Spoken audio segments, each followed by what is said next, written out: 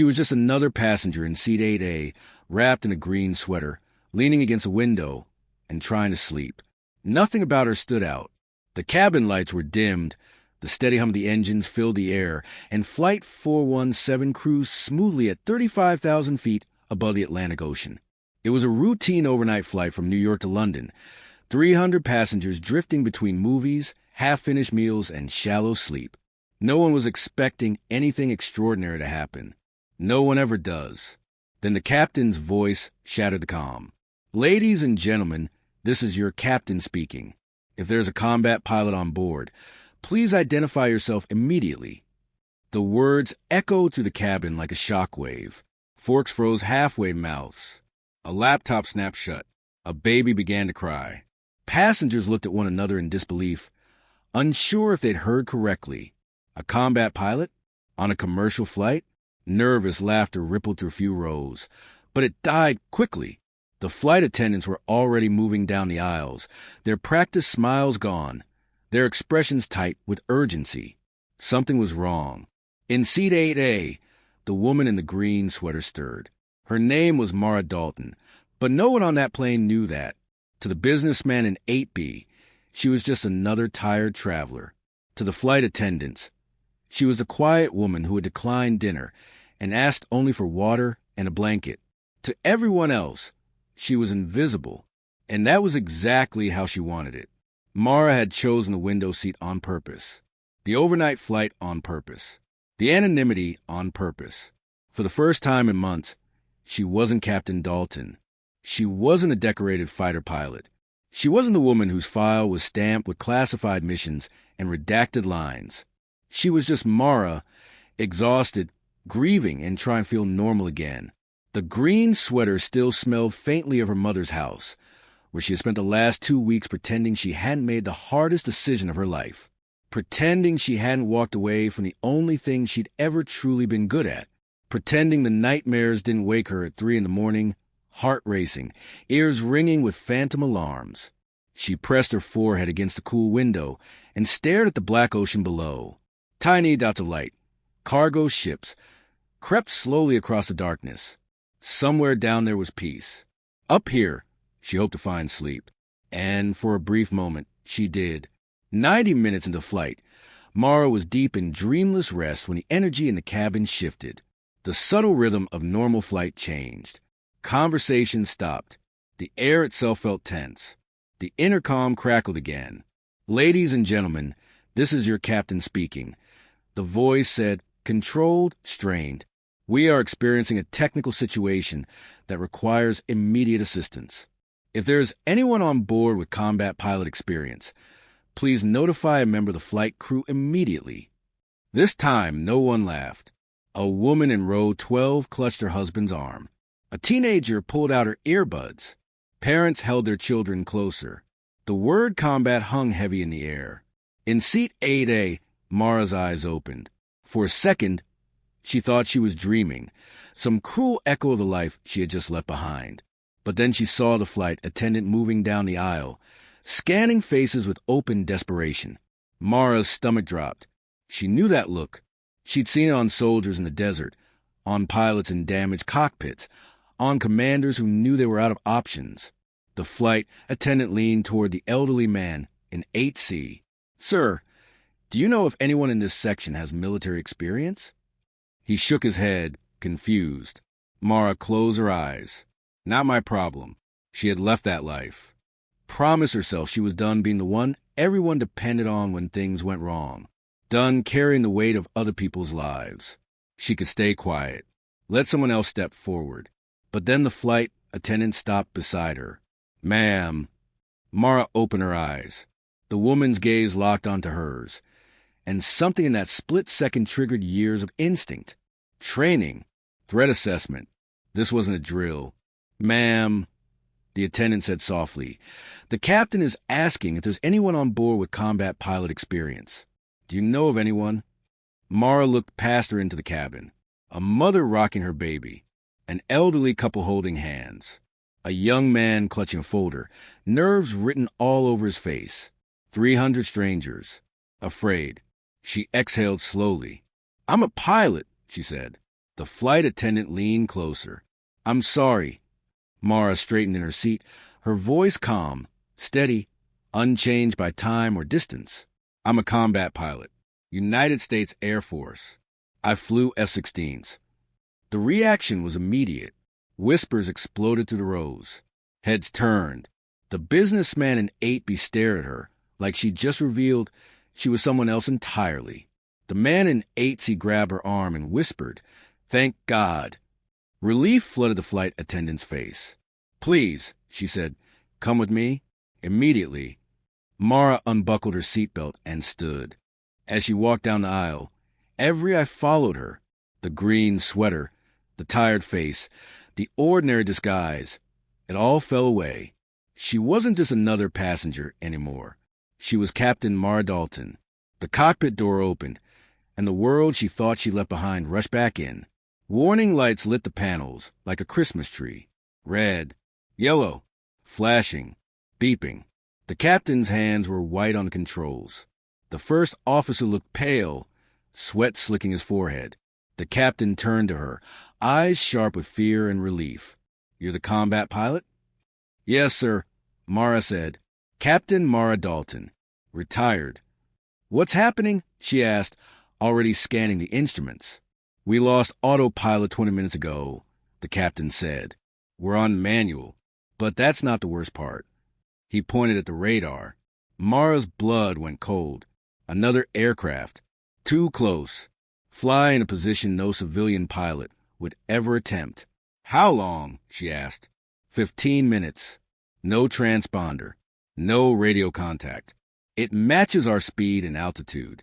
Every time we change course, it follows. This wasn't an accident. This was an intercept. ATC. Mara asked. "They don't see it," the captain said, voice tight. "They think it's a malfunction." The first officer swallowed. "And our navigation system started receiving coordinates we didn't input. Someone was trying to hijack the plane remotely." "Show me," Mara said. The flight path on the screen curved sharply away from their scheduled route, toward a remote patch of ocean with minimal radar coverage. "Who can override this?" Mara asked. "No one should be able to," the captain replied. "Turn on the exterior cameras."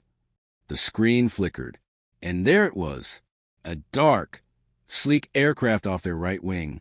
No markings, no identification, built to be invisible. "That's not commercial," Mara said quietly, "and it's not friendly." The radio crackled. "Flight 417, you are off course. Adjust to the transmitted coordinates." The captain stared at her. "They're talking to us." Mara grabbed the microphone. "This is a civilian aircraft," she said. "Identify yourself." A pause. Then, "Comply or face consequences." The unknown aircraft cut across their nose, so close the plane shuddered. Screams echoed from the cabin. "They're forcing us," the first officer whispered. Mara's voice stayed calm. "They expect panic," she said. "We won't give it to them." With the captain's permission, she slid into the co-pilot seat. Her hands settled on the controls, as if they'd never left.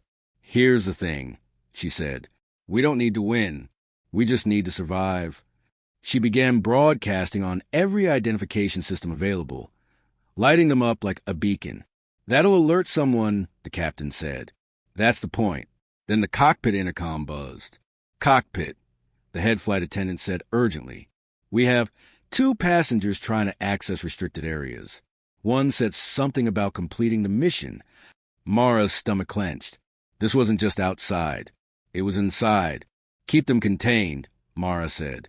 "This is coordinated." As the hostile aircraft circled closer and the situation inside the cabin escalated, one terrifying thought surfaced in Mara's mind. What if this wasn't about the plane at all? What if it was about her? And just as that realization settled in, the radio crackled again, this time with a voice she recognized instantly. "Captain Dalton," it said softly. "I know you're on that plane." Mara closed her eyes. Because the past hadn't just found her. It had come hunting. The cockpit felt smaller when the voice came through the radio. Not distorted. Not anonymous. Personal. "Captain Dalton, The voice repeated, smooth and confident. I know you're in that cockpit. The commercial captain turned slowly toward Mara, his face drained of color. They know your name. Mara didn't answer right away. She didn't need to. The recognition in her chest told her everything. I know that voice, she said quietly. Victor Clav. The name hung in the air like a loaded weapon. 3 years ago, Mara continued, my squadron intercepted his unit over a disputed zone. It turned into a firefight. We won. She swallowed. His brother didn't make it. The captain's hands tightened on the controls. So this is personal. Yes, Mara said. He's been hunting me. And now, because she was sitting in seat 8A on a civilian flight, 300 innocent people were in the crosshairs. The radio crackled again. This ends when you comply, Captain, Victor said. You always were predictable, always willing to sacrifice yourself for others. Mara leaned closer to the microphone. Victor, she said, deliberately using his name. If you want me, fine. But these people have nothing to do with our past. Let them go. Victor laughed, low and cold. You think this is revenge? No, this is proof. You took everything from me. Now I take everything from you. Mara muted the radio. Her mind raced, calculating speed, distance, intent. Victor had the advantage, military aircraft, weapons, position, but he also had limits. This was international airspace. Every second increased the chance of interception. He's running out of time, Mara said, which means he'll act soon. The captain nodded. He'll force us down. Exactly, Mara replied. He won't destroy the plane. He wants me alive. Broken. She took a breath. That gives us one chance. She laid out the plan quickly, dangerously quickly. It pushed the aircraft to its limits. It relied on surprise, timing, and nerves of steel. When she finished, the captain stared at her. That's insane. Yes, Mara said calmly, but it's the only move he won't expect. Before he could argue, the hostile aircraft repositioned, lining up for a final aggressive intercept. Here he comes, the first officer said from behind them. Mara's hands tightened on the controls. Muscle memory took over. The cockpit faded. She wasn't flying a Boeing anymore. She was back in the F-16. At the last second, she said, trust me. Victor's aircraft accelerated, cutting toward them in a maneuver designed to force them into a dive. And at the exact moment he committed, Mara cut engine power. Speed brakes deployed. The massive aircraft dropped suddenly, violently, like a stone falling through the sky. The cabin erupted in screams. Loose items flew. Warning alarms blared. Victor's jet shot past them, overshooting his intercept by hundreds of feet. Now, Mara said. She slammed the engines back to full thrust and pulled up hard. The plane groaned under the stress, metal complaining, but holding. For 3 impossible seconds, the commercial aircraft climbed into Victor's blind spot, locking him in. The radio exploded with his voice. Impossible. You forgot who you were dealing with, Mara said, steady as stone. Then she saw them, 2 fighter jets slicing through the dawn sky like guardian angels. Military interceptors, scrambled from Iceland, closing fast. Victor saw them too.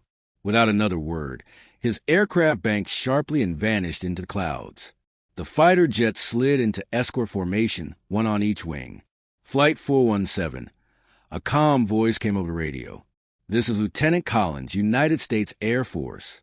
You're safe now. Maintain course. We've got you. In the cockpit.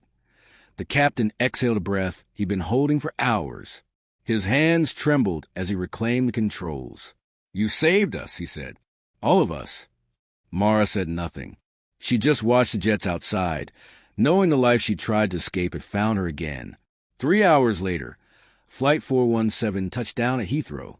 Emergency vehicles lined the runway. Security teams swarmed the aircraft. The 2 hostile passengers were taken away in restraints. Inside the terminal, passengers waited for Mara. They hugged her, thanked her, cried. A mother pressed her baby into Mara's arms. You gave her a future, she whispered. The businessman from 8B nodded once. You're a hero. Mara didn't feel like one. She felt exposed. Later, away from cameras and questions, she made one phone call.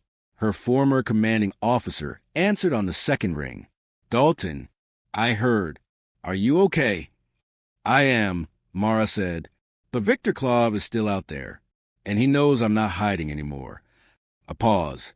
"So, what are you saying?" Mara looked at her reflection, still in the green sweater, no longer pretending. "I'm done running," she said. "I want to come back." Another pause. Then, "Welcome home, Captain Dalton." 6 months later, Mara flew again. Not combat missions, but protection, escort, response, saving lives instead of taking them. And sometimes, late at night, she thought about Seat 8A, about how you can change your clothes, your name, your life. But when the call comes, who you truly are will always rise. Because heroes don't choose the moment chooses them. And at 35,000 feet over the Atlantic, Captain Mara Dalton answered.